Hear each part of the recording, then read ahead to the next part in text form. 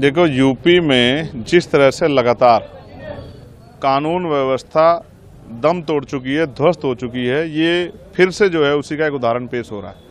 लगातार कमजोर वर्गों के लोगों पे हिंसाएं हो रही है। 4 दलित समाज के लोगों की हत्या हुई, जिसमें 2 छोटी बच्चियां थी। फिर लखनऊ में, प्रदेश की राजधानी में, एक दलित समाज के नौजवान की, अमन सोनकर की, पुलिस द्वारा हत्या कर दी गई। और अब बहराइच की घटना, मुझे जिस व्यक्ति की जान गई है उसके लिए मुझे मेरी संवेदना उसके परिवार के लिए, और जिसने ऐसा किया उस पर सख्त कार्रवाई हो। लेकिन हम इस बात को भी इग्नोर नहीं कर सकते कि जिस तरह से जानबूझ के, इस तरह से गाजियाबाद के जरिए या किसी और जगह से, जिस तरह से एक समुदाय को उकसाने का, भड़काने का, सड़कों पर लाने का प्रयास किया जा रहा है, और लगभग इस बार तो जो है वो सफल भी हो गए हैं कि हिंसा जो है जिस तरह की होती दिखाई दे रही है। मैं इसका कड़े शब्दों में जो है इसका विरोध और निंदा करता हूं। लेकिन मैं मुख्यमंत्री जी से पूछना चाहता हूं कि ये कैसी सरकार है जिसमें कानून व्यवस्था पटरी पर नहीं आ पा रही।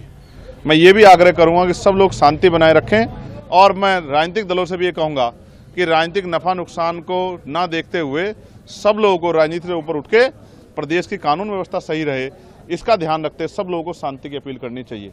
लेकिन मैं इसके साथ साथ उत्तर प्रदेश के मुख्यमंत्री से भी ये कहूँगा कि उनको आज राजधर्म का पालन करना चाहिए और अपराधियों पर सख्त कार्रवाई करनी चाहिए, और कानून व्यवस्था जो है वो बहाल हो, असुरक्षा की भावना खत्म हो, और प्रदेश में और कहीं से हिंसा की आग न जाए, इस बात का ध्यान रखते हुए सख्ती से कार्रवाई करनी चाहिए, जिससे कि आमजन अपने आप को सुरक्षित महसूस करे। अगर मुख्यमंत्री राजधर्म नहीं निभाते तो हमें मानना चाहिए कि ये सरकार का फेलियर तो है, और ज़्यादा उम्मीद सरकार से हम लोग नहीं कर सकते।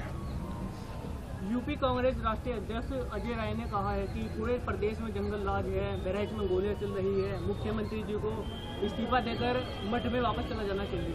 ठीक है, ये उनका अपना निजी बयान है, मगर मैं आपसे फिर ये कहूँगा कि जब धुआं उठेगा तो सवाल पैदा होंगे। तो इसके लिए कौन जिम्मेदार है? मैं तो जिम्मेदार नहीं हूँ। मुख्यमंत्री कुर्सी पे कौन है उत्तर प्रदेश? चंद्रशेखर थोड़ा ही है, योगी आदित्यनाथ बैठे हैं। तो अगर उनकी सरकार में लॉ एंड ऑर्डर फेलियर हो रहा है तो इसकी जवाबदेही भी उनकी है। जब अच्छी बातों का श्रेय वो खुद लेते हैं, तो ये जो इस तरह का अपराध हो रहा है, इस तरह की हिंसा हो रही है, तो उसका श्रेय भी उनको लेना चाहिए, और उनको जवाब देना चाहिए कि वो बड़े बड़े दावे करते हैं कानून व्यवस्था के। आज कानून व्यवस्था कहाँ है? कौन सुरक्षित है उत्तर प्रदेश में? लगातार क्या बहन बेटियों पे हमले नहीं हो रहे हैं? लगातार क्या तमाम तरह से दलितों पे, मुसलमानों पे, पिछड़ों पे जुल्म नहीं हो रहे हैं?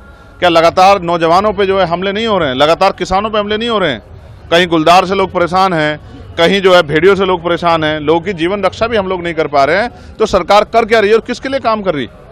मुझे बड़े दुख के साथ कहना पड़ेगा, उत्तर प्रदेश में जो सरकार है मौजूदा, उसकी संवेदनशीलता जो है वो मर गई है, जिसका खामियाजा उत्तर प्रदेश की जनता को चुकाना पड़ रहा है। मुख्यमंत्री राजधर्म निभाएं और सख्ती से निभाएं, और जिस तरह की उद्दंडता करने वालों पर सख्त कार्रवाई करें, जिससे कानून व्यवस्था बहाल हो। अब आप मुझसे ये मत कहिएगा कि सहयोग से वहाँ भी एनडीए की सरकार है। ये डबल इंजन की सरकार, ट्रिपल इंजन की सरकार लोगों की रक्षा नहीं कर पा रही, ना आम आदमी की, ना किसानों की, ना नौजवानों की, और ना व्यापारियों की, ना नेताओं की। मैं तो संयोग से मैं बच गया, लेकिन बहुत सारे लोगों के जीवन में ये दिन नहीं आएगा। तो आपने देखा किस तरह सरेआम हत्या हुई, धमकी देके। तो इस पे जो है ये किसी के ऊपर टिप्पणी करने पहले अपने गिरबान में जाके सरकार को देखना चाहिए कि वो इस प्रश्न चिन्ह का जवाब, इस सवाल का जवाब कैसे देंगे।